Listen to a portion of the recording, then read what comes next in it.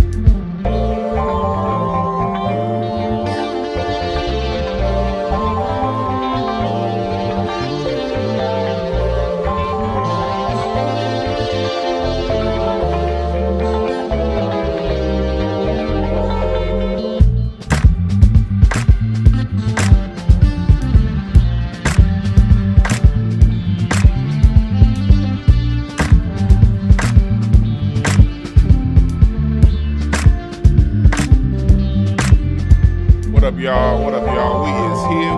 We is here. I said it like that on purpose. We is here. We's here. We're talking like my name is Kizzy. What up, y'all? What's up, Larry? What's up, Positive Influence?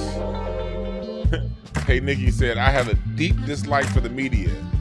That sounds like somebody who's trained themselves not to use the word hate. I see you, Nikki. I have a deep dislike for the media. That's what you say when you like, man, I hate them motherfuckers, but I don't want to use the word hate because it's a bad word to use. So I'm going to say I have a deep dislike.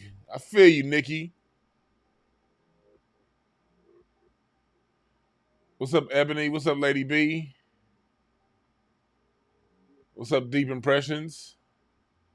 We here. Yeah, we's in here, Travion Lamont, Melanated Brown. We's in here. We're going to talk about this media clown show and some other things. And I'm going to give y'all, like, you know how I do. I talk about when I talk about, what's up, CT Reed? But I always give solutions to what I'm talking about. I don't like to just talk about things in a vacuum and leave people hanging when it comes to what the doing part is. That's how you know someone's bullshitting you, people. Just one of the things. If someone's always inciting your emotions, whatever they're talking about, whether they're talking about news, whether they're talking about, especially if they're talking about buying something, buying a car, buying a TV. If they just talking about a bunch of shit that's going to get your emotions riled up, church, and not throw in solutions, practical, day-to-day, tangible solutions, they probably bullshitting you. They're probably bullshitting you. Now, some days people just want to vent and let things out. I get that. That's not what I'm talking about. I'm talking about if you listen to this person 10 out of 10 times, they're going to get your emotions riled up. And 10 out of 10 times, the solution is for you to pay them for more solutions. Like, I get upselling, like, you know, me being on YouTube, There are certain things that I can only help people with in a one-on-one situation that's paid. I get that. That does exist. But when you're talking about things in a general sense, you could at least generally give people a direction to point to.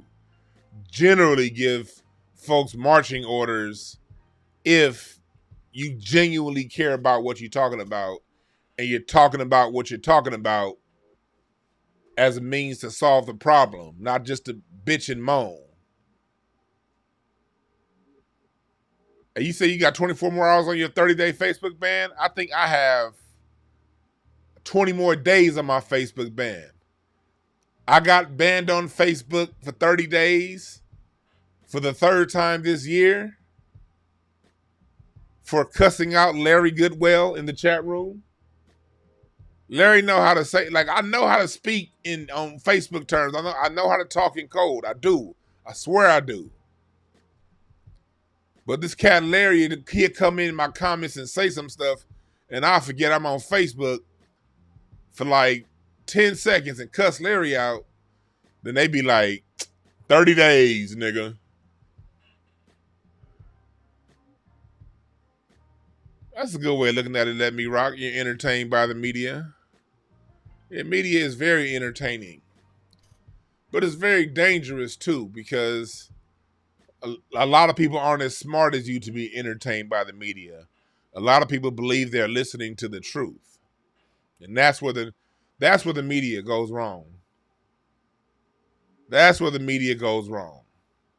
They're presenting themselves as credibly serious when at the end of the day, they're just as much entertainment as the TV show Martin. Matter of fact, you might get more game from Martin. You know what I mean? You get more game watching Sesame Street than you will the news. But the news presents itself as credibly real, so people start to believe, especially the youth and the elderly, what they see on the news. Y'all laughing at me getting kicked off Facebook? I was looking at the 7 of the last 8 times I was banned from Facebook happened in the comment section between me and Larry. I swear to God. 7 of the last 8 times I was banned on Facebook for any length of time, whether it be 24-hour ban, 3-day ban, 7-day ban, a 30-day ban, it's been reacting to some shit Larry said.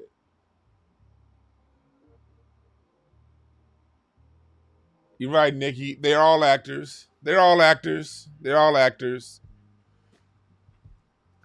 So, before I get all the way into it, because I want a few more people to join the chat room before I jump all the way into it, remember, I got my t-shirts. These dope-ass t-shirts.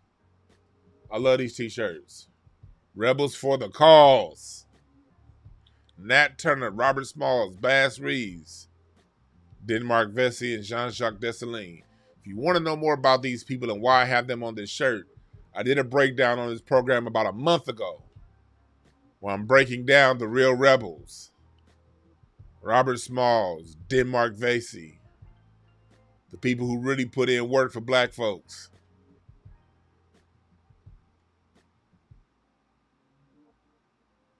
You dig? Get that right now. I got some other shit, big shit lined up for y'all, but I'm not going to announce it until it comes. See, now I didn't close my Facebook. See, for me, that Facebook, my initial Facebook ban was a blessing for me. My first time I got banned from Facebook for 30 days was last June 2020. And I got banned over some BS. I was doing this same very show, but back then I used to do it on Restream. And you know, Restream has Facebook, Twitter, YouTube, all that stuff in one chat room. Larry said something crazy to me in the chat room, and while I was doing an interview with somebody, I forgot who I was interviewing, but Larry said some dumb shit. So I cussed Larry out in the chat room of this same here very show. And then I get a notification on my phone, you banned from Facebook for 30 days. I'm like, hold on, I'm not even on Facebook. I'm on Restream. So I was like, you know what? Since Facebook is on that BS, let me focus my energy on YouTube. Because I wasn't really, I had Restream putting up shows on YouTube. I had other iterations of this show on YouTube. If y'all go back further, y'all know Slink Johnson, Black Jesus. Slink got he became an official ordained minister on this here very show. Back when I used to do it at a radio station. Slink Johnson, Black Jesus, the dude that played Black Jesus. Yeah, he became an official ordained minister on this very show live. So but back then I was really trying to push this show on Facebook and through that radio station I was at. I wasn't paying attention to YouTube like that. I had 35 subscribers on YouTube at the time. Last June 2020. And then Facebook banned me. I was like, you know what? Fuck Facebook. Let me put my energy on YouTube. Let me just focus all my energy on YouTube and build myself a YouTube presence. I'm going to go from just casually putting videos up on YouTube, hoping someone finds them. That same day, I enrolled in a YouTube course on udemy.com. Learned some ins and outs. And I started going hard. And I went from 35 subs to 10,000 in about 14 months. So yeah, thank you, Facebook, for being bitches and banning me. I would have never got on YouTube like that if it weren't for y'all being hoes. But we here today talking about the media and they bullshit. What I want to, smash the like button. We about to get into it. But I'm going to focus today's broadcast mostly on the war in Afghanistan. How they were talking about it then versus how they talking about it now. Yesterday, I was watching bullshit-ass MSNBC. I watched MSNBC for almost 2 hours yesterday. And that shit was disgusting. I don't know how I got through 2 hours of watching MSNBC. Shit, before 2012, 2011, I used to watch MSNBC every day back in the day. I've always been oriented towards politics. Politics has always been interesting to me. So, when I was watching MSNBC yesterday, they were basically talking about the war in Afghanistan. And this show was targeted towards my young folks, people under 30 who I know weren't paying attention or may not even been around when they had that war in Afghanistan. And for those of you over 30, for those of you over 35, I'm just going to conjure up some memories. And y'all going to be like, they did say that. I forgot about that. Or you're going to be like, I remember that shit.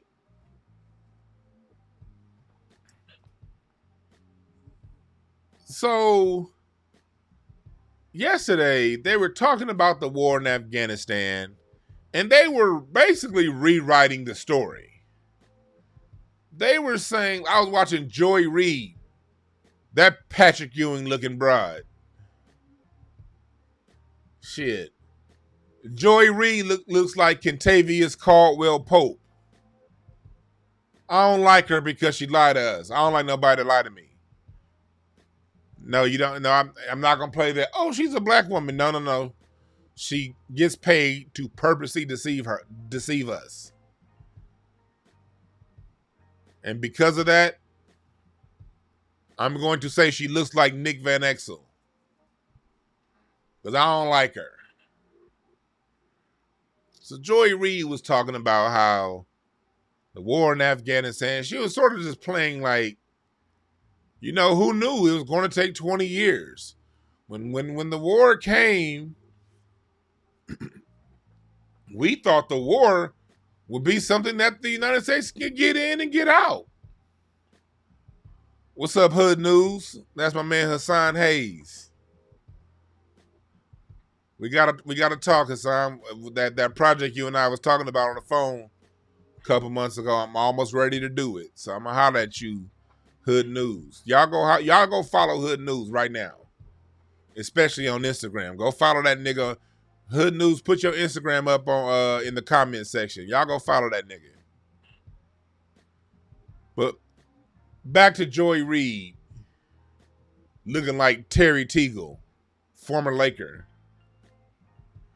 Oh, you got COVID? God damn. So yeah, I'll holler at you when that shit, when the whoopty whams whoop up off of you. Then we'll talk then. We're back to talking about Kentavious Caldwell Pope. I mean Joy Reid. She was basically trying to make it seem, she was basically giving excuses, saying that there was no way we could have known this war would last this long. And that shit got me thinking. I was like, hold on. I remember when this shit started back in 2001. I'll never forget because I was attending Santa Monica Junior College, and I enrolled in a political science course. I was taking political science at the time this war started. And I had a dope political science professor. And part of what we would do, we would have to listen and watch Donald Rumsfeld and Bush and all these motherfuckers. But one thing about it, we used to always talk about how if the United States goes into this war in Afghanistan, there's no way we can win this war. Russia tried it, didn't work.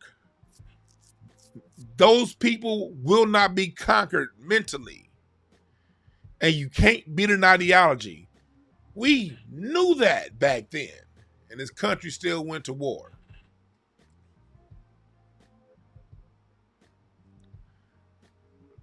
They weren't even making good lies as to why we need to go to war. I want y'all to listen to this real quick. I'm not gonna play the video because they like giving me goddamn strikes when I play video, because even though it's fair use. So I'm just gonna play the audio.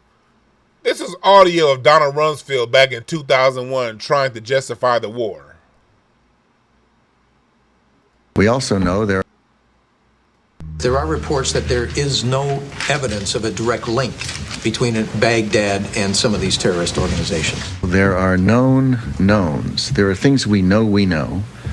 We also know there are known unknowns. That is to say, we know there are some things we do not know. But there are also unknown unknowns. The ones we don't know, we don't know. Excuse me, but is this an unknown unknown? I'm not. Several unknowns, and I'm just wondering if this is an unknown. I'm not going to say which it is. Mr. Secretary, I'm right here. I'm right. For those of you who didn't get that, let me play it one more. I'm going to play the first part one more time, then we're going to break it down. There are reports that there is no evidence of a direct link between Baghdad and some of these terrorist organizations. There are known knowns. There are things we know we know. We also... The person asked him, you know, there are no direct links between Baghdad, Afghanistan, and what's going on. And this dude, Donald Rumsfeld, straight up said, there are known knowns and known unknowns.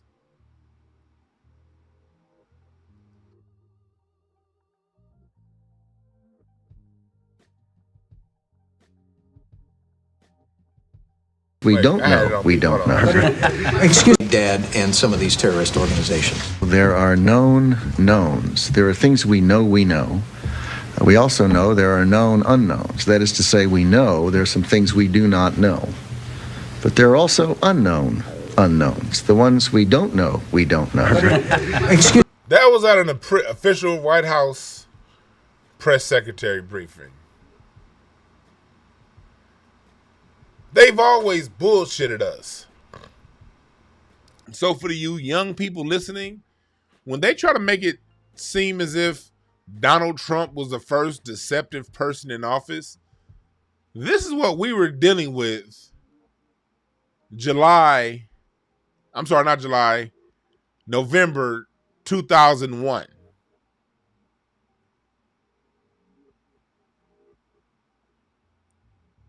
Known knowns and no. What does this sound like to you? Don't this sound to you a lot like the Wack Scene? You know that Wack TV scene you didn't like? The Wack Scene-19?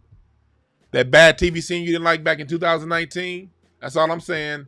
YouTube. I ain't talking about no needle. I'm talking about Wack scenes in movies. You dig? Don't this sound a lot like the Wack Scene talk?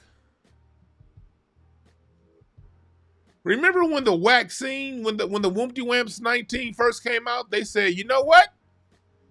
We're going to get herd immunity. We're going to get herd immunity when everyone gets the Wompty Wamps boom bamps. That's right, that'll J some bullshit. They all said that we're going to get herd immunity and then we're going to curtail the Wompty Wamps when everyone gets a needle in their arm. It's going to cure the Wompty Wamps. The needle comes out. People still getting infected. Well, now, we never said it was going to stop the Wompty Wamps. We just said it's going to stop you from dying. And it's going to stop you from spreading it to others. Then another report comes out last month done by Syracuse University. Oh, wow. People with the Wompty Wamps vaccine tend to be super spreaders. Well, now, we didn't tell you it's going to stop you from spreading it. We just said you're going to still spread it, but when you spread it, if everyone has the Wompty Wamps, ain't nobody going to die. You see how they always moving the needle? Always moving the needle. Never giving you a whole bunch of empty words. Never telling you what the real deal is. Again, I'm not here to preach to anybody which vaccine they should or shouldn't take. Hell, I got stock in a few of these Wompty Wamps boom bamps. So, hey, whatever happens, I'm a profit off of. I got some stock in that shit. And I encourage you to also. They're going to push this shit, and I am not a financial advisor, so don't take my advice. But for what I did for me, I went ahead and put a few buckets of ducats in a Wompty Wamps boom bamps because, hey, they ain't going to be the only ones making money off this shit.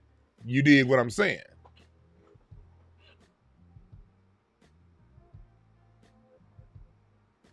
I'm just pointing out how these clowns constantly move the needle. And they're not accountable. I know you guys see this every day. Y'all remember this time last year. Just check your Facebook memories from a year ago today or any year ago between now and November. You had all those people saying vote blue no matter who. Get Trump out of here. I'm voting for the lesser of two evils. Biden has a plan for black people. Ice Cube, why in the hell are you talking about it now? This is the most important election of our lifetime. Ice Cube, why are you bringing up your plan for black America? We need to get Trump out of office.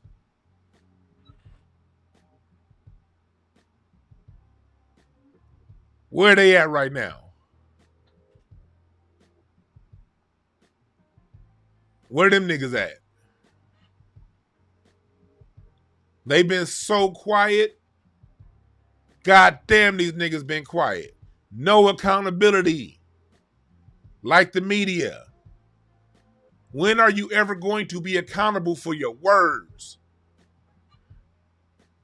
Again, I am not a doctor, so I'm not going to tell you what medical decisions you make. I'm talking about the people who've been running their goddamn mouth telling everybody what they need to do. Where is your accountability, sir, ma'am?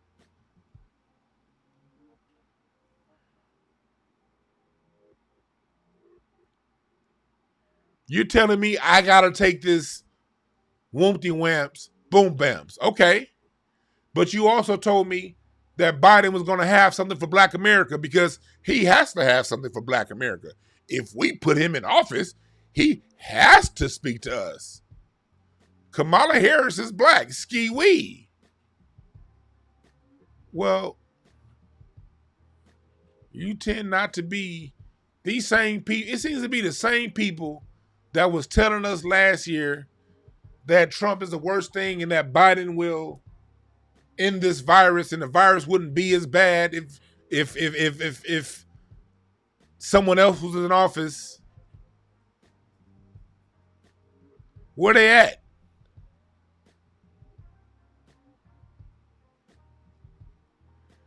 Here's why I'm talking about this, people. I'm talking about it because a lot of you out there have children.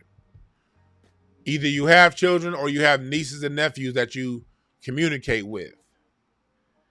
It is on you to debrief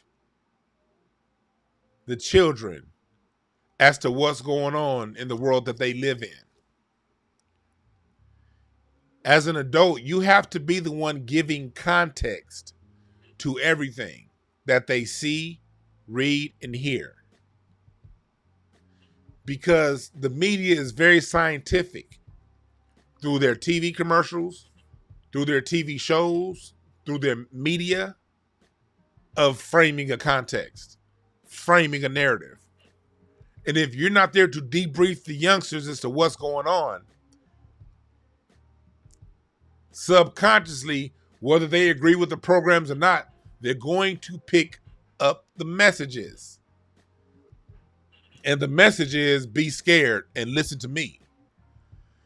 That's really the underlying message of everything the media does. You're scared, be scared. Now buy what I'm selling you. Whether that be watch me longer and then buy the products we're selling you. Because the only way you're going to be safe is if you follow what we say. And this is why that works. Let's break this shit down scientifically, folks. We all know how the brain works. For long-time listeners, I've done this breakdown a few times.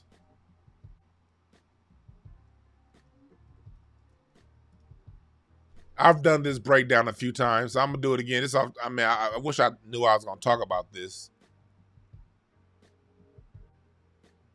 I would have had these images ready. I don't have the images ready because I did not know I was going to talk about this. Well, basically, the brain has. Okay, here's a good. This is a good one. I'm gonna use this one. Let's use this one.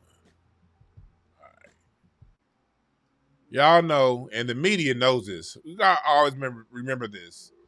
The media, the people who program the media are smarter than us. They're always thinking on a level we're not thinking. This here is a drill that I've always given to my youth. I mean, youth as young as the age of 7 when I work with them. They're smart, they can pick it up. The brain has 3, for the most part, parts. The reptilian brain, which is in the lower part of that connects to the spine. That's the oldest part of the brain. That's the part of the brain that we share with alligators and goddamn pigs and lions and shit. And then you got the middle brain, emotional, thinking what's your emotion. And then you got the new brain, the human brain, what makes us Homo sapiens. The cerebral cortex in the front. The rational thinking brain. The rational thinking brain don't come all the way online for men until the age of 24. Women a little sooner. You dig? So when the media keeps you in constant states of fear, they keep you down here in the limbic brain, in that reptilian brain. And when this reptilian brain is activated, the brain signals to go to your emotional and rational thinking side are cut off. Because the reptilian brain is fight or flight response. It's danger. Do I run left? Do I fight? Do I fly? Do I stay?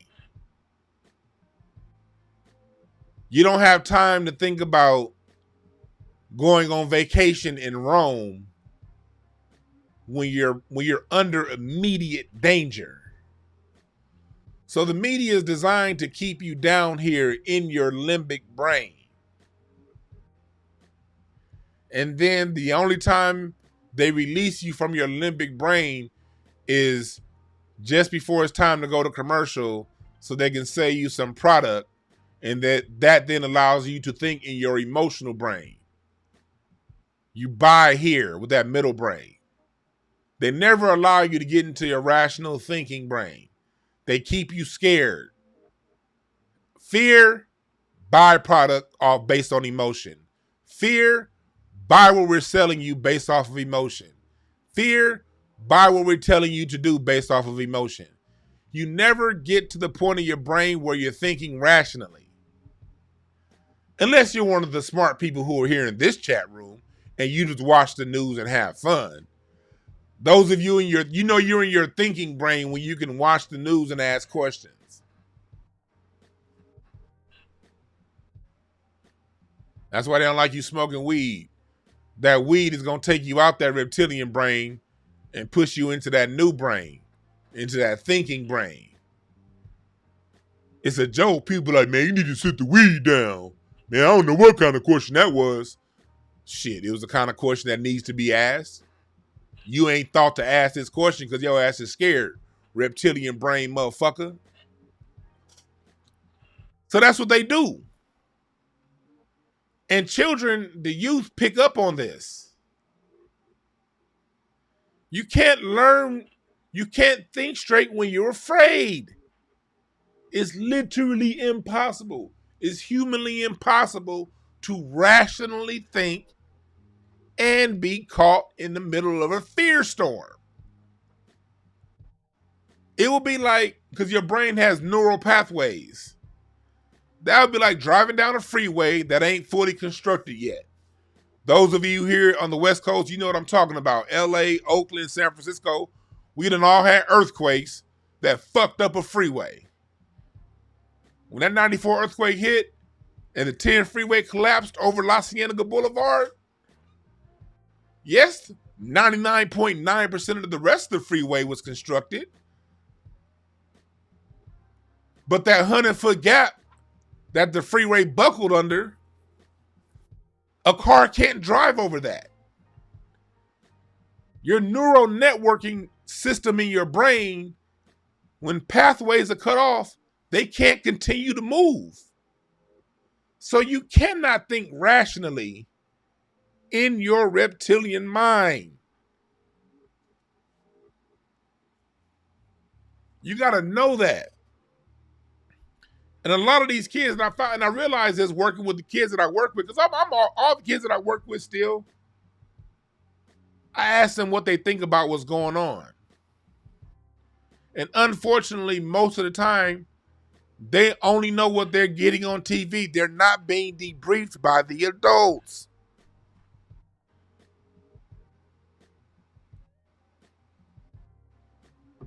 It's on us. Each one teach one. Reach one. Let them know what they're seeing in the media is propaganda. It's not real. And have conversations with the youngsters. What's on your mind, little Timmy?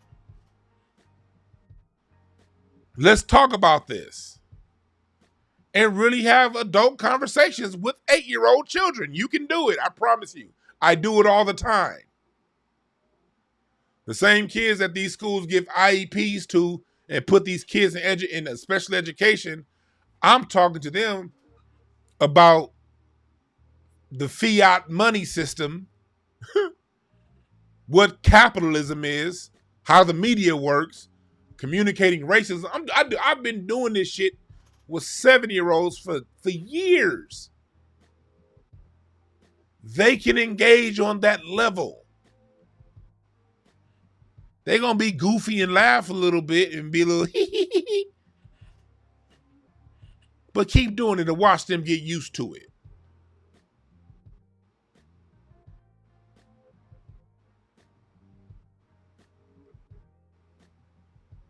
We got to, whatever knowledge that we have, whatever we understand in the world, we got to always know how to bring it back and reapply it to life. We don't learn things and leave the knowledge segregated. You fuse your information and you fuse your knowledge. You dig what I'm saying?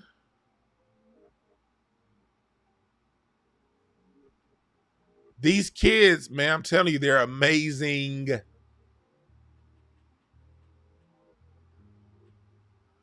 They're amazing. They can understand. Buy my Communicating Racism to Children workshop. It's in my link tree. I break down how to communicate racism to children. First I break down what racism is and how you can communicate it to them in a non-threatening way.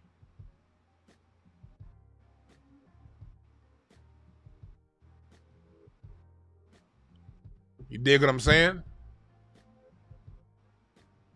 What's up, Goldie? What's up, Tony Jones? I appreciate y'all. Stay fly. Quanez, thank y'all for joining the chat room.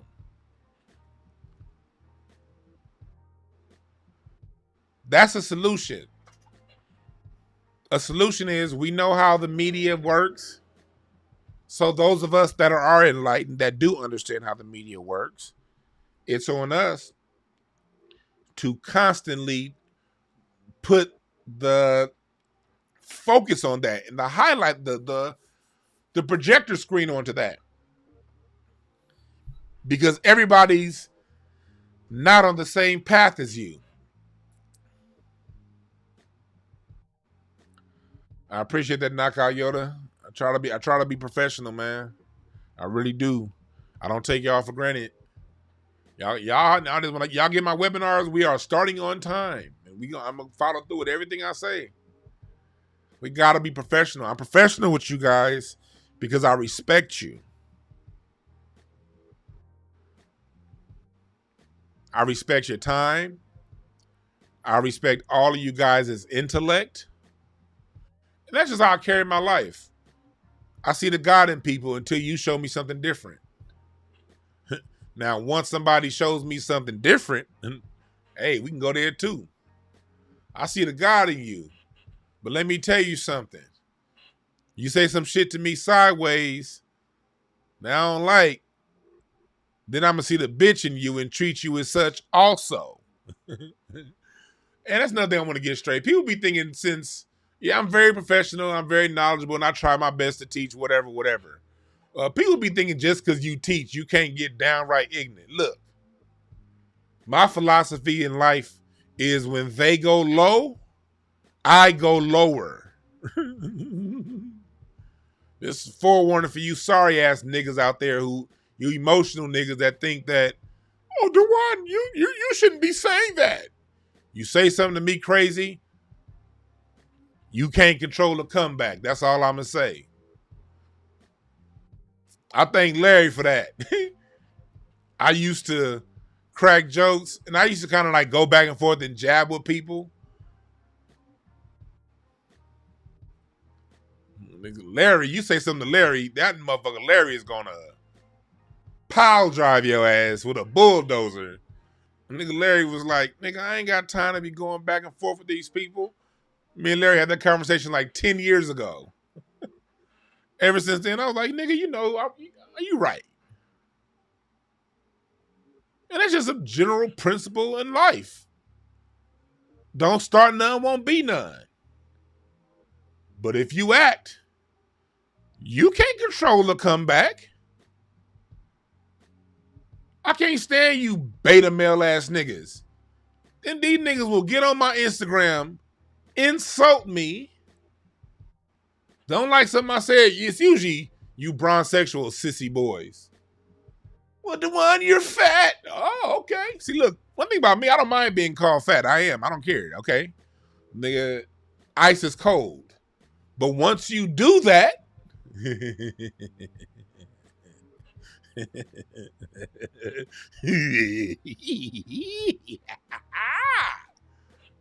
the comeback is up to me.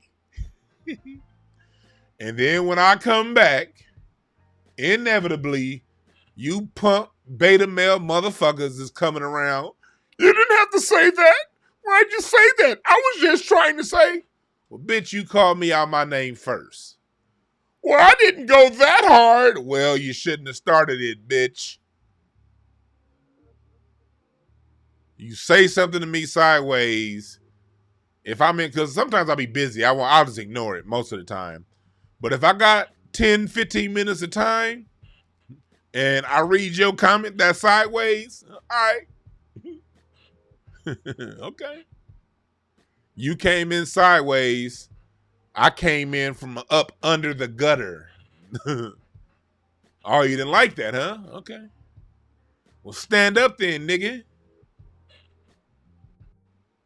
And that's how you should be too. Black people, we gotta stop being so goddamn considerate of other people's feelings when they do us wrong. You got a right to defend yourself. The first rule of nature is self-preservation. Shit.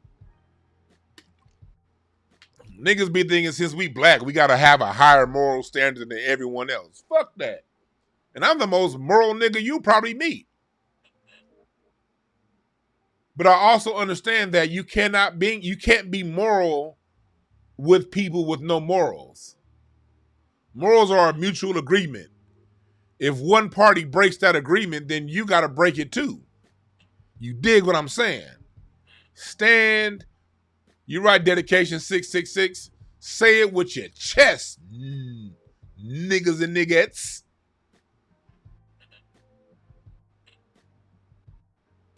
Say it with your chest. Be proud.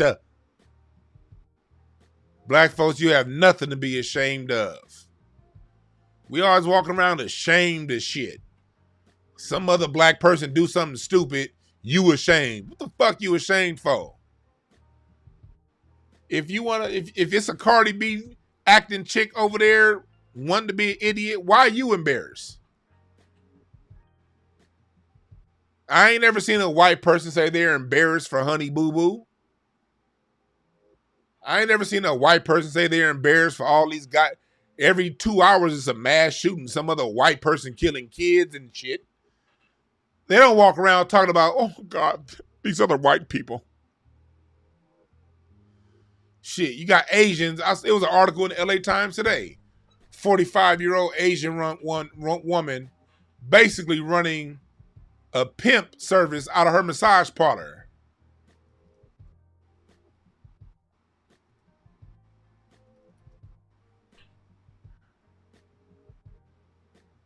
You don't see Asians running around. Oh, I'm just so embarrassed at all of it. Why do all of these young Asian women have to give massages and suck Johnsons for 10 hours a day? Just making the whole Asian community look bad. You don't hear that shit. Black people, we the only ones that do that sucker shit. Embarrassed at the lowest. And our lowest ain't even lower than these other groups' lowest. You drive, I don't know how it is in y'all cities, but you drive through LA. You got all these goddamn massage parlors with tinted windows saying Asian massage, $20 for an hour. You know they're doing more than goddamn massaging for $20 an hour. That means they're looking for some tips to get on your Johnson and swing them hips. They don't go around apologizing. Niggas, you need to do the fucking same. Stand in your power. You can't have power and apologize at the same time. kind of shit is that?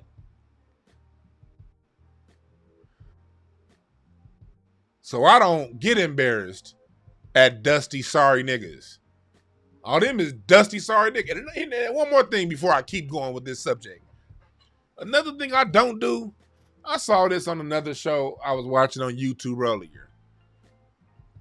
And although I agree with the point, you don't ever, want to talk too bad about other black people in front of other people. I agree with the sentiment. But the person I was listening to was saying you don't want to do it because white people are listening. Let me tell you something. Man, if you white and you listening right now, and this is entertainment, okay, whatever. But I don't give a fuck what you think. White folks are always listening to what we saying. Why are you niggas so preoccupied with what white folks think of us? We done gave America jazz, R&B, rock and roll, heavy metal, hip hop. We gave America the automatic transmission. We gave America the elevator. We gave America the refrigerator, the car. My 4 times great granddaddy gave America the automatic railroad crossing. We gave America 200 some odd years of free labor. And after all that, they still see you as undesirable porch monkeys? Well, guess what? After your dumb ass is done apologizing, guess what they gonna see your black ass as? The same undesirable porch monkey they saw your ass as before you apologize. If they can't, they're never gonna see you for who you are. And I'm not talking about everybody. We all know. We're talking about the overall agenda and the majority. And those who protect the majority. They're going to see you how the fuck they see you. It don't matter if you pull your pants up. It don't matter for all you suit wearing niggas. Go ahead and buy suits. Buy as many hard shoes as you have. Buy cologne and Gucci belt. It don't matter what the fuck you wear. Your skin is your sin in their eyes. Embrace it.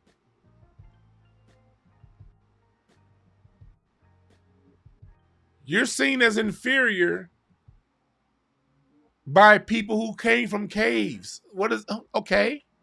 Look at the source. You're seen as inferior by people who had to come and use you to build the country that they claim. Is that something to feel bad about? I don't give a fuck if they call me inferior. Who are they? Ice Cube said it best. 1991, Death Certificate album. In the song Be True to the Game. He said, you trying to be white or a Jew. Now ask yourself, who are they to be equal to? Trying to be like Jack. But Jack is calling you a nigga behind your back. So back off, genius. I don't need you to correct my broken English. Ice Cube gave you the game. The fuck you trying to be like them for? The fuck you worried about what they think for? What the hell is your problem, nigga? Do you know who you are?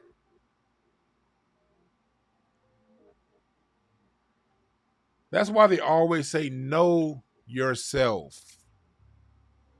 Know yourself. It doesn't matter who they are. Because the enlightened amongst the white, they see you for who you are. Just like the enlightened amongst any other group. Mexican, Latino, Asian, whatever. The enlightened among those groups will see the enlightenment within you. Can I get a motherfucking man? Donate to the Cash App. Give me an A motherfucking man in the chat room. AMUUFF I-K-I-N-A-M-A-N. Motherfucking man. A motherfucking man. Know thyself. Because the enlightened amongst us, we see each other for who we are.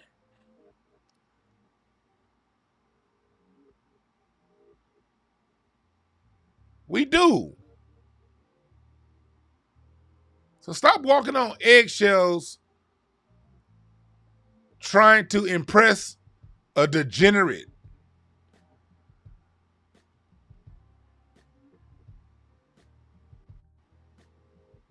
That's right, baby Blizzard. A motherfucking man. A motherfucking man. Shit. The fuck you niggas scared of?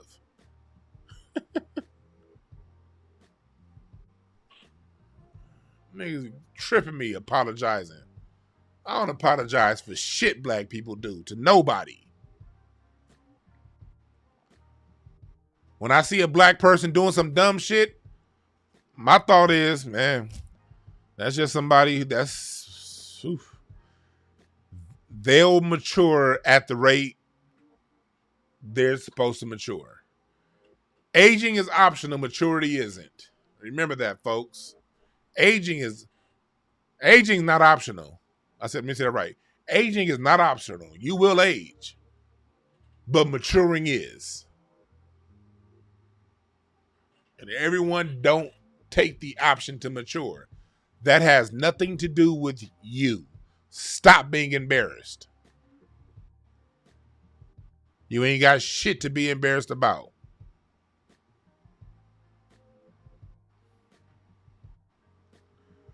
Going further in on this media clown show, when I was watching the news,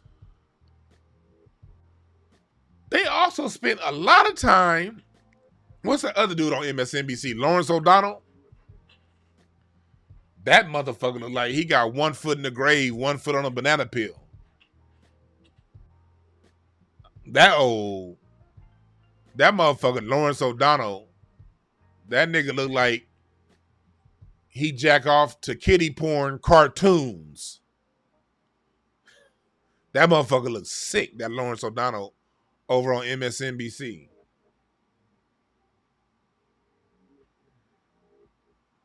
I can't stand that motherfucker. Clown ass. He spent his whole goddamn show talking about Donald Trump and what Trump's effect on, talking about Trump and the coronavirus, Trump and the Afghanistan withdrawal. I'm like, God damn, these motherfuckers, like, that's how they keep that fear in people's head. Because I was wondering, because I don't watch the news like that, so I'll be wondering why these dickheads on Facebook still be talking about Trump. Then I turn on the news, it's because the news still talking about Trump.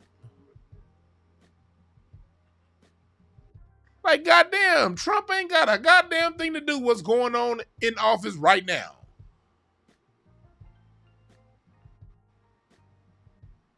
Lawrence O'Donnell looks like he showers twice a month.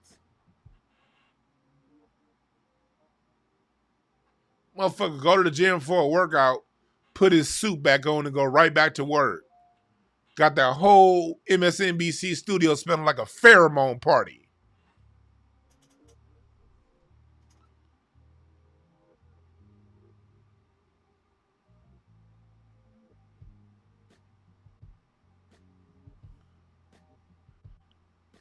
Man, please. These people so full of shit. And that's what I was saying the other day when YouTube had cut me off about black folks apologizing, saying we need to do better. Do better than what? That? We need to just fucking keep doing what we do.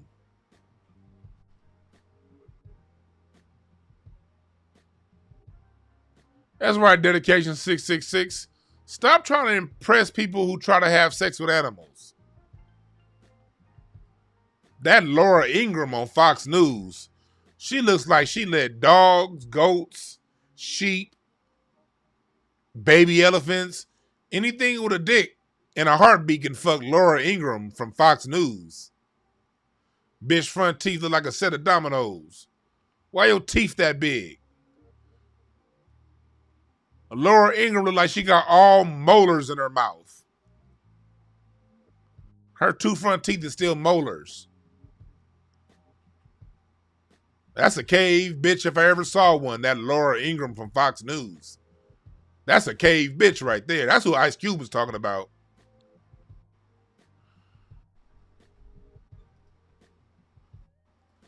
I can't stand her. That bitch look like Steven Tyler.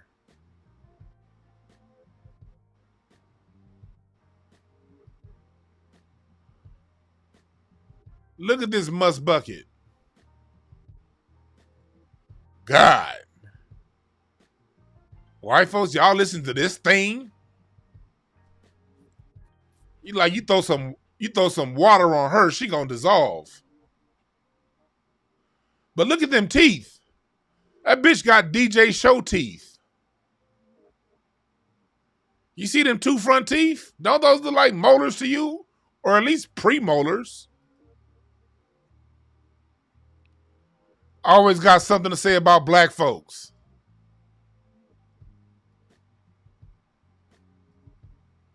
She always got something to say about black folks. Looking like Buddy from Charles in Charge.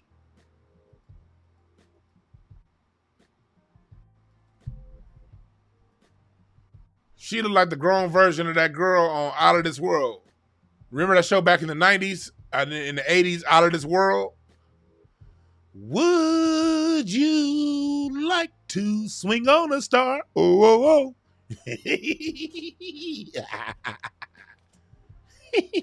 Look, she ain't even got no goddamn lips. I always want to talk about black.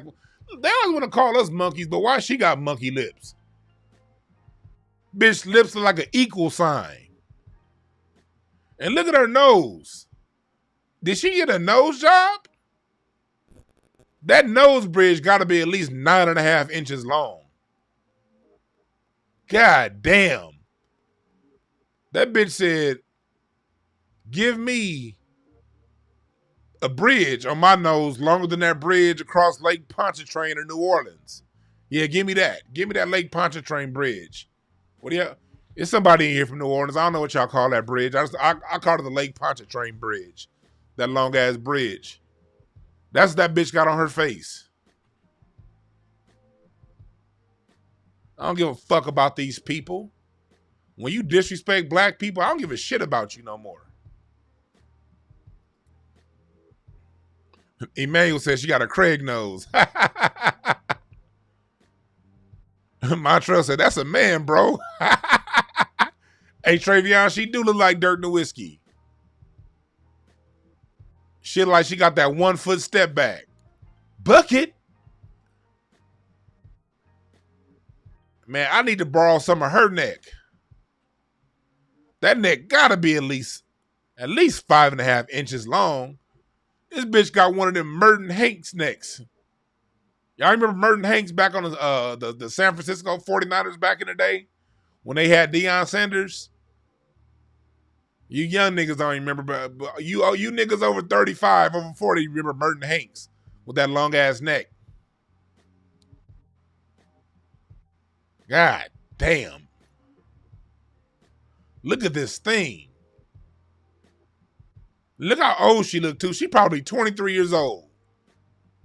Looking 70. She probably 23 years old in this picture.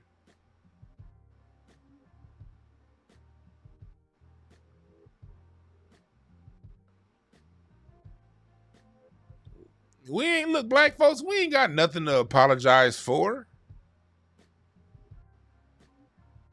Let's clown these people. Fuck the Darrell James said she got lamb teeth. These people don't mean shit to us. Laugh at them. That's how you take credibility from people. They just jokes. You don't take these. When you bring them up, it's always going to be in a laughing manner. I don't get mad at these cave people. I laugh at them. You talk all that shit about me, but you look like this. And that's with makeup on. That's with makeup on. This bitch probably look like John Lithgow with no makeup.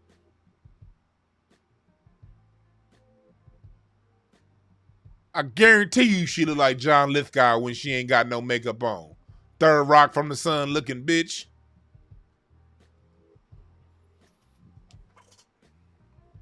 What was I talking about before I went on that tangent about these people who disrespect us? Oh, yeah. And another thing. Let's switch it up a little bit. We about to talk about what a Twitter interaction I had with Pete Rock earlier this week on Twitter. Was Pete Rock claiming hip hop is Jamaican music. But before I go there, let me go and get this Amazon package that came to my front door so don't nobody try to steal this shit. I'm going to listen to music. I'm going to turn the music on for about 45 seconds, and I'll be right back.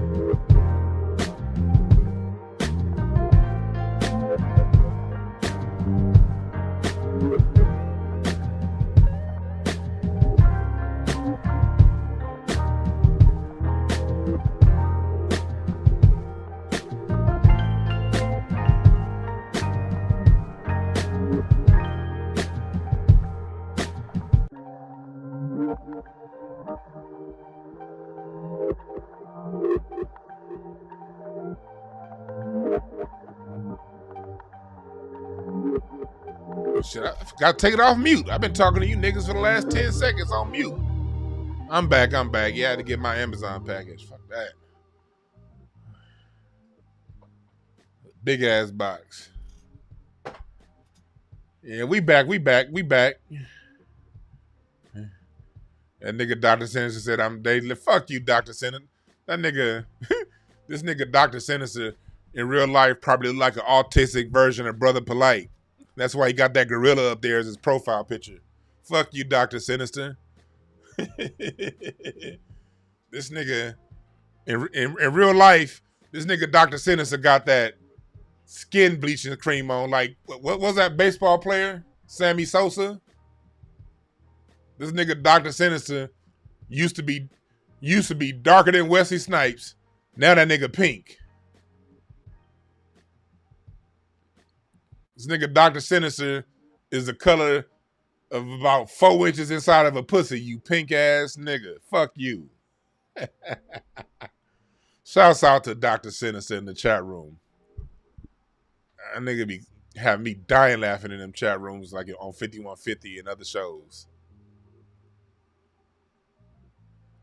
But we're about to transition. And I don't mean, Dr. Sinister, I don't mean transition from when you transition, you know, from woman to whatever the fuck you is now. Not that kind of transition, Dr. Sinister, okay? Talking about transitioning the story, all right? Don't get any ideas, brother. What's up, Evan? Thank you for joining the chat room. What's up, Deep Impressions?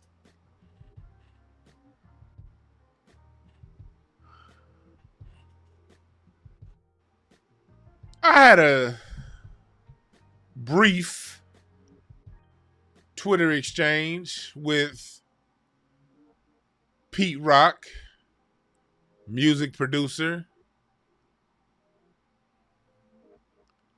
And I don't have any personal issues with the brother. I don't. But he, like Busta Rhymes, like those Drink Champs idiots, and a few other Jamaicans, have been making a run trying to claim hip hop is Jamaican. there's a reason why, black folks, I am so stomped down hard on that narrative. Because here's what we've gone wrong in the past, black people. We've allowed other groups to take our shit without saying it. This is what happened with rock and roll. This is what happened with heavy metal. This is what happened with country music. Black people in America, foundational black Americans, invented it all. Other groups like what we invent, what we innovate, they take it on as theirs, then they exclude us. Now, if you listen to a black person that listens to heavy metal, other black people are looking at him like, what's wrong with you? Why do you like the guitar so much? Because the shit's ours, nigga, that's why. They trying to do the same with hip hop. And white folks have been trying to do it. That's why they've been trying their best to make Eminem the face of hip hop. Because if they can make Eminem the face of hip hop, they can then in 50 years from now, 20 years from now, 30 years from now, claim hip hop is theirs. But we as black folks, we've been doing a really good job of keeping white folks off hip hop. Even though, you know, they own a bit of hip hop real estate, that's for them. We ain't buying that shit. We ain't buying into it. So what's been happening is uninformed or underinformed Jamaicans have been trying to do it. And this isn't to all Jamaicans. And I made sure and I told Pete Rock that. I don't have any issues with Jamaicans. I love Jamaica. I love Jamaicans. The OG Jamaicans, they gave up credit where credit was due.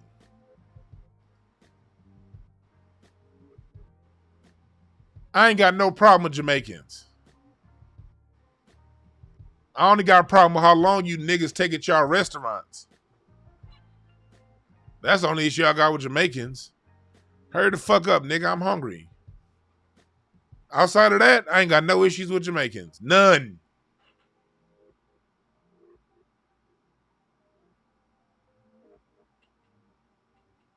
None. But with that being said, the Jamaicans who are off code need to be checked. And they need to be checked by us. Because we need to be the ones checking people who want to take our shit. Yeah, some of them do hate us, but I don't focus on those. Look, the world hates black Americans and the world loves black Americans. It's a paradox. They love everything we do, but they hate us. That's fine. A major reason why other groups hate us is because we tend to hate ourselves. We train, that's a rule of life, man. You train others how to treat you. And we've treated ourselves bad for a long time. Just what I was saying about us. We invent funk and don't want to act like we own it. We invent country music and then just neglect it and say, here, you guys can have it. That's a form of self-hate. We let things go and we don't appreciate it. So since we don't appreciate us, we teach others not to appreciate us. And then when they don't appreciate us, we get mad.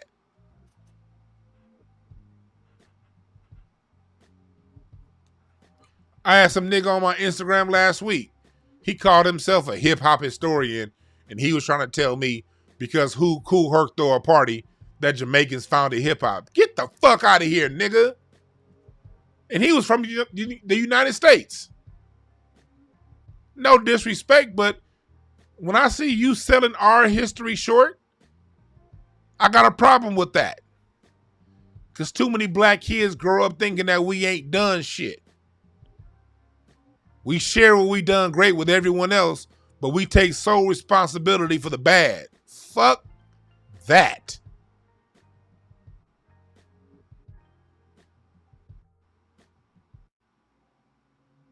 Fuck that.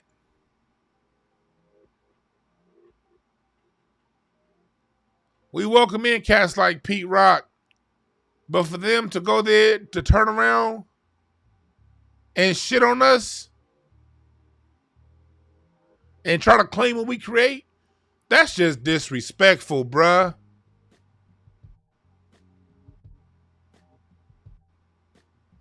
Y'all don't even fuck with, the thing is like this, especially back then, y'all didn't even fuck with us like that.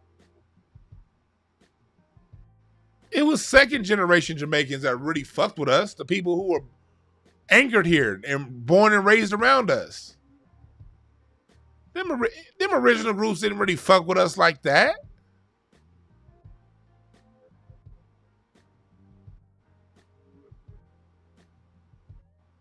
They didn't.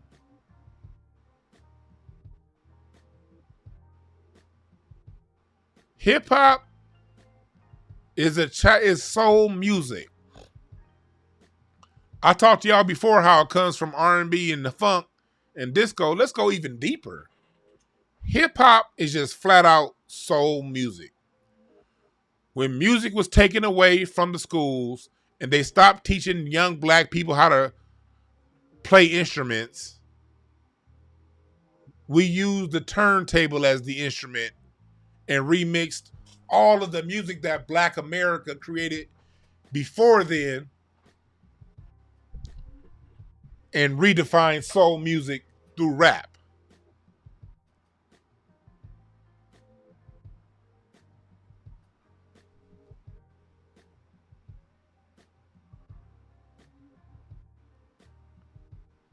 You cannot have a music form without music to go under it.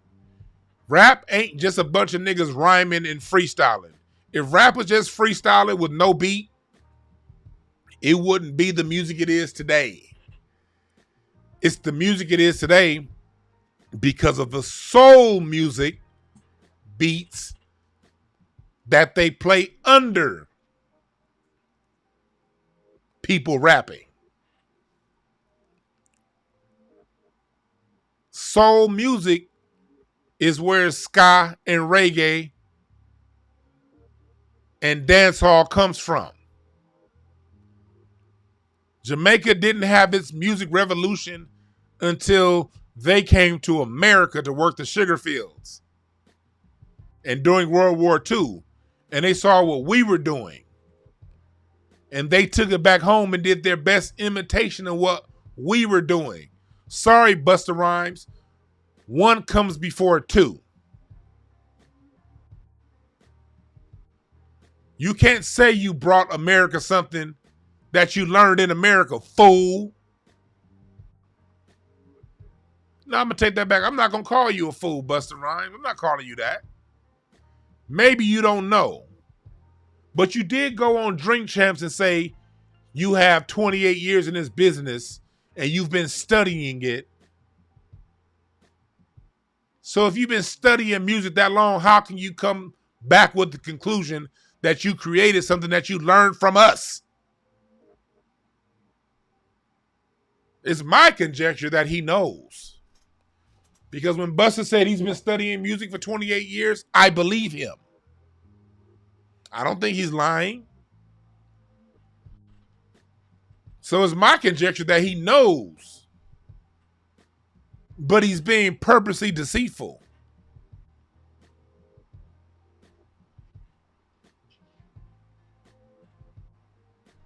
And I had people in my Twitter, in my Instagram, telling me, man, Dwan, you shouldn't say that about Pete Rock, man. Pete Rock is a legend, man. You gotta watch what you say about, man. He a legend. I don't give a fuck who these niggas is. I'm down for my people. And I don't give a fuck if you've been in the record industry for 90 years. If you say a flat out lie, that undermines the efforts of my people, I'm going to say something.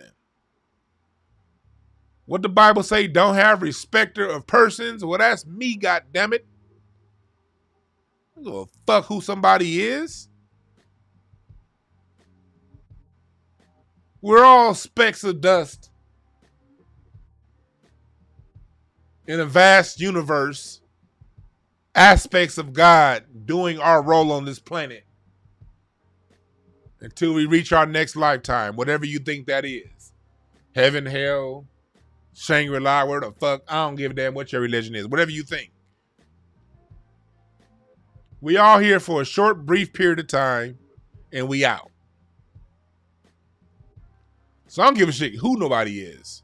If you disrespect my people and what we did, I'm saying something. And if you a grown-ass man telling me what not to do because you like somebody, I got one question for you. How salty were them nuts? You just finished licking them, nigga. You got cum crust on the side of your mouth, homie. I'm be thinking, hey, maybe you didn't type that correctly because your two middle fingers are still stuck together with that nigga's jizz. You don't fuck about these people.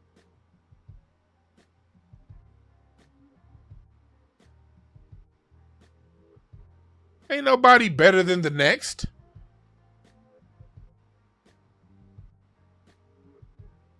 You play around with my people's cultural contributions, give a shit what you are or who you are.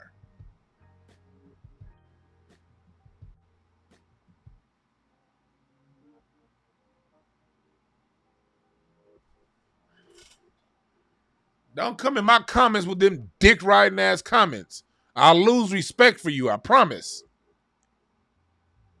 Again, I see the God in everybody until you show me something different. I see the God in you. But if you show me you willing to lick salty balls because of who someone is, I'll then believe you.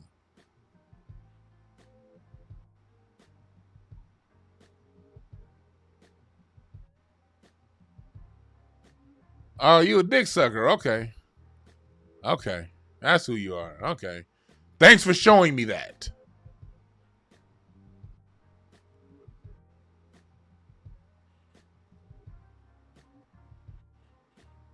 Thanks for showing me that.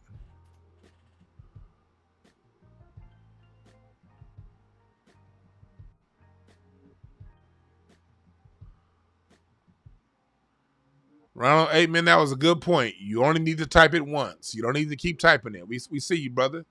That was a good point you made.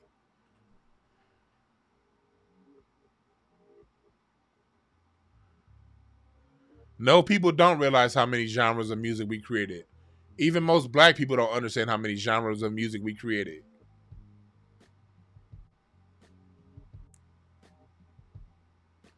What's up, Star? What's up, Taj Dollars? We in here. We in here.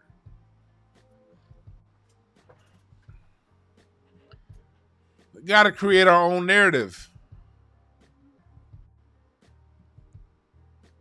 We got to create our own narrative.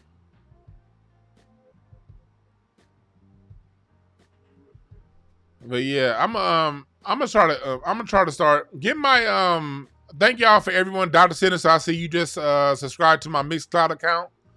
Subscribe to my Mixcloud account. I'm gonna get going my DJing sets sometime in the next week.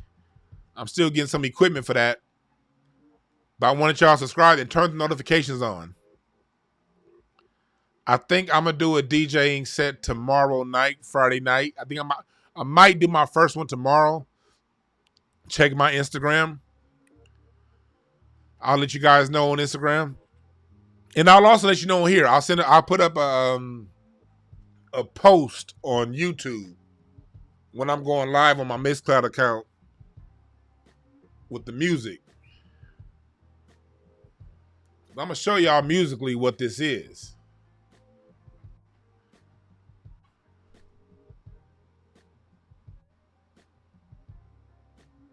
You're right, Dedication 666. FBA is uncheckable. Man, you can't check us. We so dope, we don't even be tripping on when y'all, we don't even be tripping on other groups. You need some drums? I got one drum sample pack up at Heart Tunes on my link tree. My other drum sample pack, my engineer went on fucking tour without sending me my pack. My other shit's ready. The engineer said they're done, but I got more sound packs coming out, but the engineer went on goddamn tour with somebody. So I won't get them packs until like next week, he told me. Hopefully I get those packs soon so I can have them out for y'all. And I'm also going to have a free sound pack coming out too. On my incenseandashtrays.com. Bookmark incenseandashtrays.com. That's where all that's going to be. And I'm also going to have a different merchandise store over on incenseandashtrays.com. I got some t-shirts coming out. I got some music-related merch. That's going to be over at incenseandashtrays.com. That website is currently being built.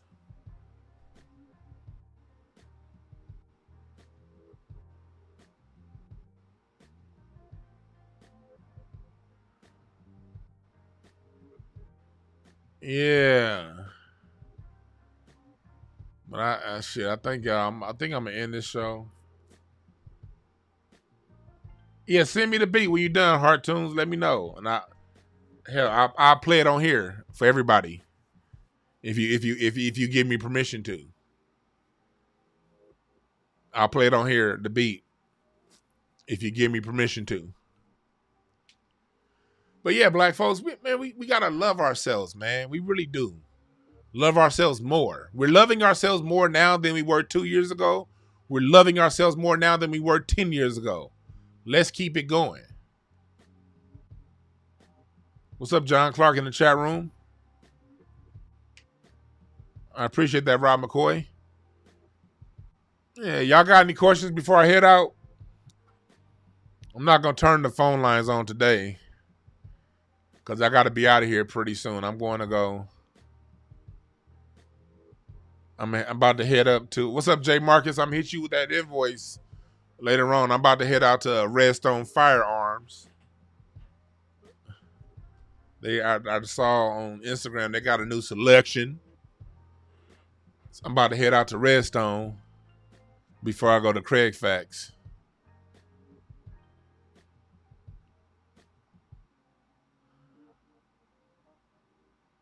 Yeah.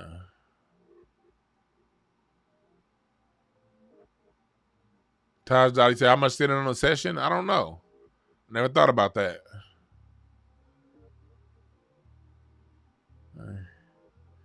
Have I been practicing Tut language?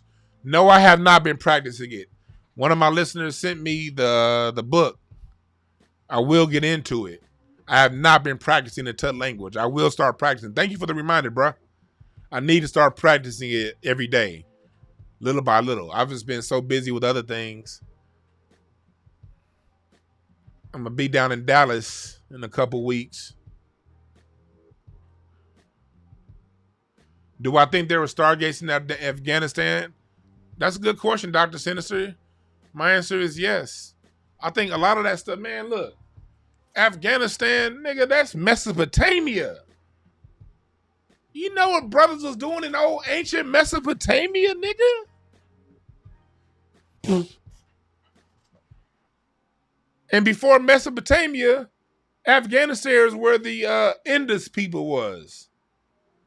They had all kind of high sciences and technology back then. This is what we got to remember, people. When they say there's nothing new under the sun, we got to always remember this. Our solar system has a 26,000 year cycle around the center of our universe.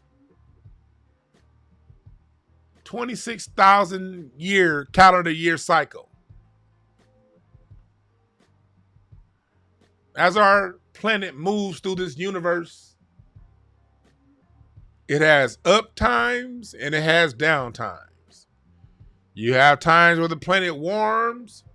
You have times where it cools. All that shit's true. You have higher ages of enlightenment. You have lower ages of enlightenment. So when they be putting all this shit in Star Trek and all these goddamn different movies and these cartoons, that's because all of that stuff, that's because they got information on that stuff. Think about this. The same government think about this. In the 90s, in the 2000s, you were considered a conspiracy theorist if you talked about UFOs. If you talked about UFOs in the 50s and the 60s, you were a crackpot. Get fired from your job. What happened a few months ago? The government said, yeah, man, UFOs existed. We knew this whole time. We just basically put our propaganda to make you feel like you were stupid if you talked about it.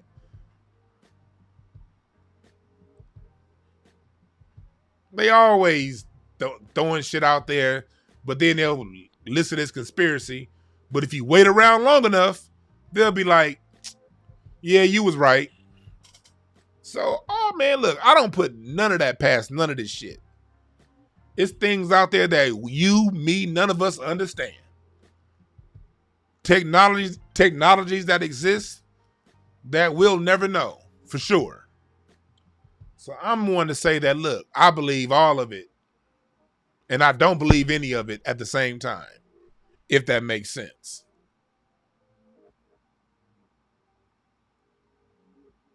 It's a paradox. I'll talk about Kobe. Yeah, rest in peace, Kobe Bryant.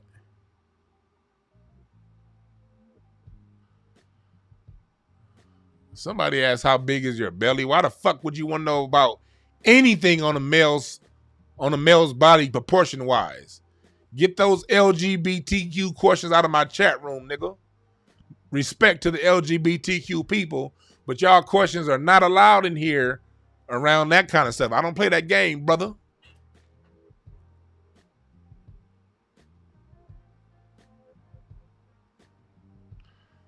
Kobe is the GOAT.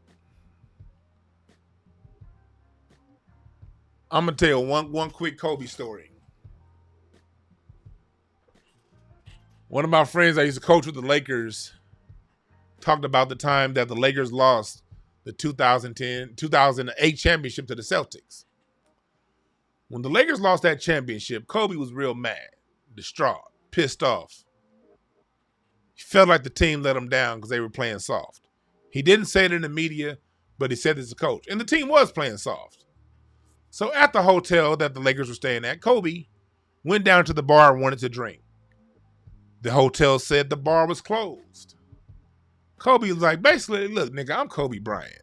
He called the right people who called the right people. In a nutshell, the bar reopened for Kobe Bryant.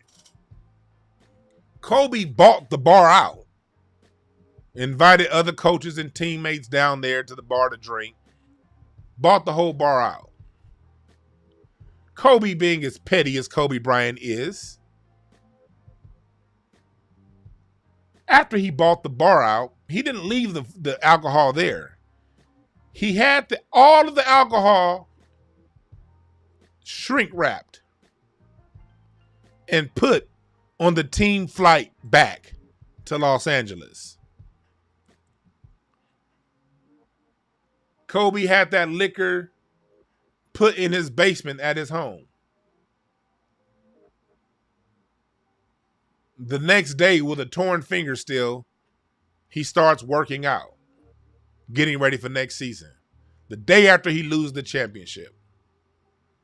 Why did he have that bar and put it in the basement? My boy who's coach with the Lakers said because Kobe would every now and again go down into that basement,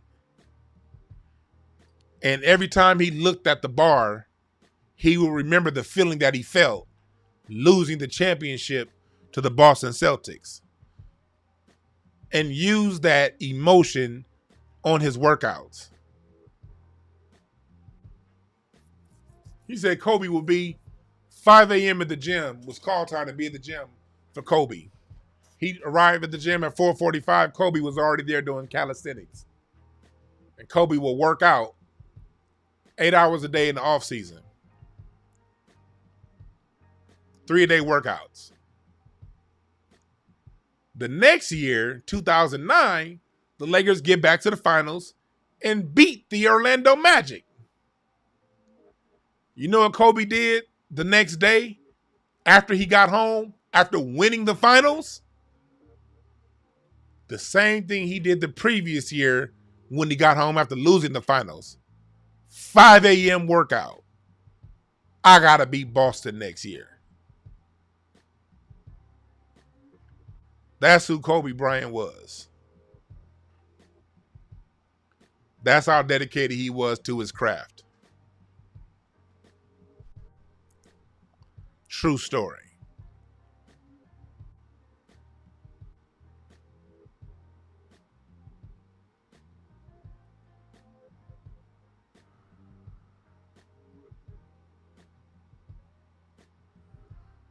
True story.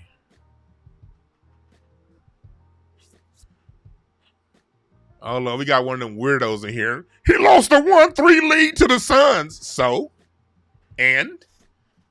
He was a 6 seed. He was a 7 seed, lost to a number 2 seed. Okay. Doesn't matter if you lose being up 3-1 or being down 3-1. The point is you lost, dumbass. You lost to a better team.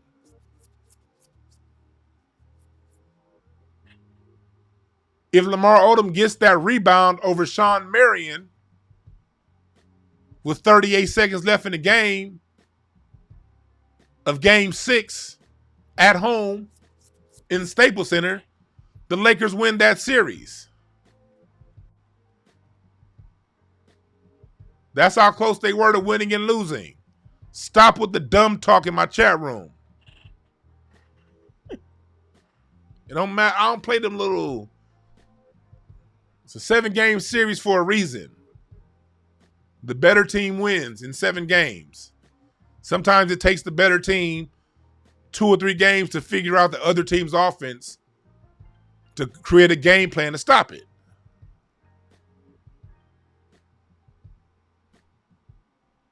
Thank Travion Lamont. Everybody loses. We lost a 3-1 series. So what? He lost to a better team. Great. Cool.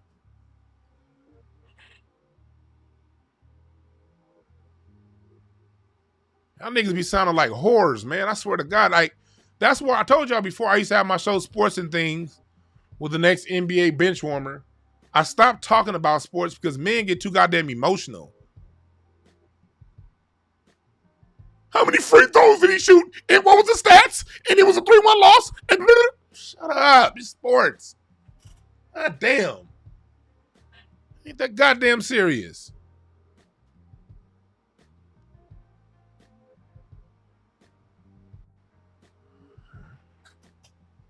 Going back to the media. That's when I really realized sports media was so full of shit.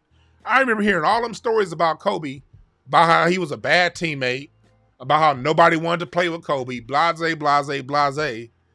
Then I get around the nigga, and I see it's way different. I'm like, hold on. Niggas in the NBA idolize Kobe. And I'm talking about back in 2007, fresh off that rape case, 2006. I'm like, these niggas really fuck with Kobe. Why they been lying to me this whole goddamn time? And that's when I stopped watching ESPN like that. Because I got to be around these niggas daily, and I saw what was happening on the inside was not what was being reported on the outside. That's why I stopped arguing with these niggas who just watch TV all goddamn day and think they know what the fuck they talking about. So that's why I stopped my show Sports and Things. It incited too many male emotions.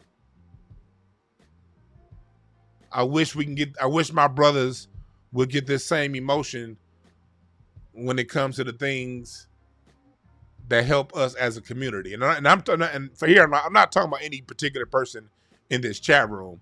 I'm talking about in general. Hell, I'm specifically not talking about people in this chat room. You niggas in the chat room got it. Y'all understand.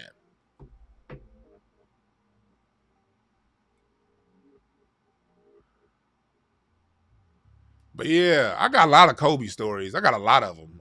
That's just one of myself. Let me see. It's Kobe because Kobe's birthday is coming up. It's Kobe's birthday a couple days ago. Let's see. Do I have one more Kobe story I can tell y'all that's real fast? Do I have a Kobe story? Let's another Kobe story.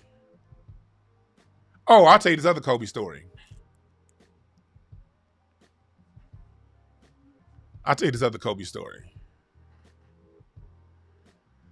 When I used to do mortgage back in the day, Cheryl Brown, don't acknowledge him. Don't acknowledge him. Anybody saying they'll put Kobe that far in it, that I just can't take him serious at that point. Because that nigga probably got Larry Bird over Kobe. Kobe had dropped 89 points on Larry Bird in his sleep. So you can't listen to these kind of niggas. Don't even acknowledge them, Cheryl Brown, in the chat room. This nigga looking for attention. But my last Kobe story, and I'm saying this because these Kobe stories gets under the skin of you weird niggas. I remember because this wasn't my loan. The owner of this mortgage company I worked for back in 2005, he had bought Kobe's old house in Palisades. Kobe had a house in the Palisades. This is before he moved to Orange County. The house that Kobe had in Palisades, that's when he still lived with his parents. Because I like Kobe stories because Kobe's very motivational to me as far as getting work done and getting things accomplished. Kobe was a really good philosopher when it came. So if you listen to what he said, and if you watched how he worked, you can then incorporate those things in how you work. Well, when the dude bought Kobe's house, it took him 2 years to retrofit the house and make it available for sale. 2 years. Why did it take 2 years? Because Kobe turned that damn house into a gym. Let me mute this. He turned the damn house into a gym.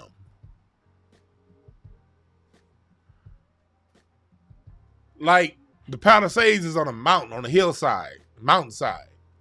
He had a dredge. You know those dredges like they put on the back of an ox to till plant fields. When they want to turn the dirt, they get these things called dredges. And those dredges pick up the dirt. But usually they put a dredge on a mule or an ox. This nigga Kobe had his own dredge that he will work out in. And this is 18, 19-year-old Kobe. He would put that dredge on his back and dredge his backyard. He dredged the backyard so tough, the hillside, that it went from a hillside to damn near basically flat. And if we had a major earthquake in LA anytime during the late 90s, Kobe's house probably would have crumbled and slid down the fucking mountain.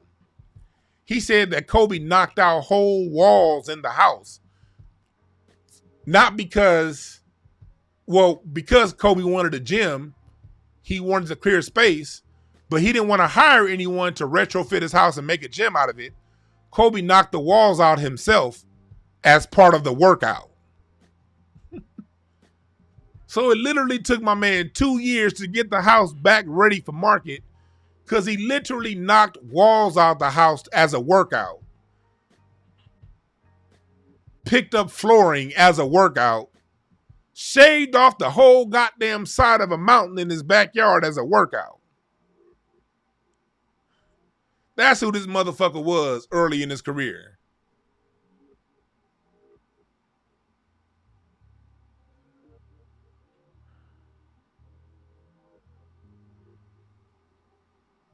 Rest in peace to my favorite basketball player of all time. The greatest player I've seen with my own eyes. Ever. In my opinion, with my eyes. Kobe Bryant. Rest in peace, my brother.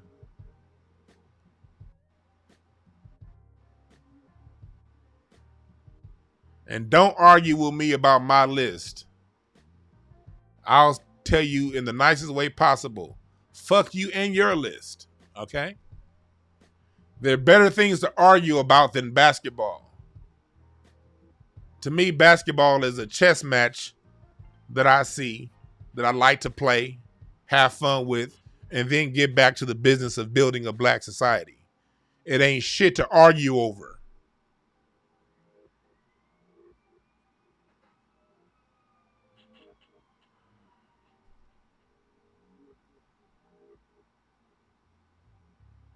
But that's my Kobe story. That's my story for the day. Watch me later on Craig Facts. Watch us. We're going to be talking about a whole bunch of fun shit on Craig Facts. My name is Dwan B. Get my sample packs. Get my t-shirts. Get my webinars. And remember this. There are no perfect messengers. Only perfect messages. For those who are willing to listen. Remember, the media is a clown show. Explain that to the youth. Give the media and what they see on TV proper context. Teach them, the youth, your life experiences. Be open with them and talk to them about the times they fooled you in the past. Have conversations with the kids so they know what it is. Don't leave them out hanging to draw their own conclusions. And don't be judgmental and telling them what to think either. Don't be all acting like the goddamn God of Almighty. Talk to them, not at them. Show them some understanding. And show them love.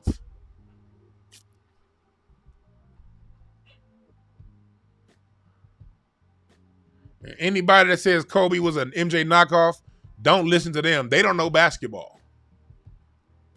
This nigga Kobe and MJ. Kobe shared some of MJ's moves his first 2 or 3 years.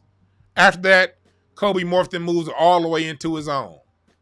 And every fucking player builds off the greats before them. Kevin Durant took a lot of Kobe. So did Harden. Trae Young took a lot of Stephen Curry. That's called evolution. Stop being stupid when it comes to sports. Y'all act like Kobe the only player that couldn't evolve. When you look at the 90s, every player that came in during the 90s was imitating Michael Jordan, Grant Hill, Tracy McGrady, Vince Carter, Jerry Stackhouse. Everybody was doing Jordan. Just like Jordan was doing David Thompson before him. Y'all act like Jordan invented them moves. That's what I hate about them Jordan. Before I sign off, fuck you, Jordan Dick Riders. Y'all be acting like he invented that shit. 2 dribble pull up. That's Jerry West. The fadeaway. Everybody that played at the University of North Carolina had a goddamn fadeaway. Rasheed Wallace, Rick Fox, J.R. Reed, James Worthy. That's a Carolina move. Jordan just did it better than anyone else. But it ain't his move. Y'all stop that shit. Every player evolves from the greats before them. Jordan was a Dr. J knockoff his first 3 or 4 years in the league.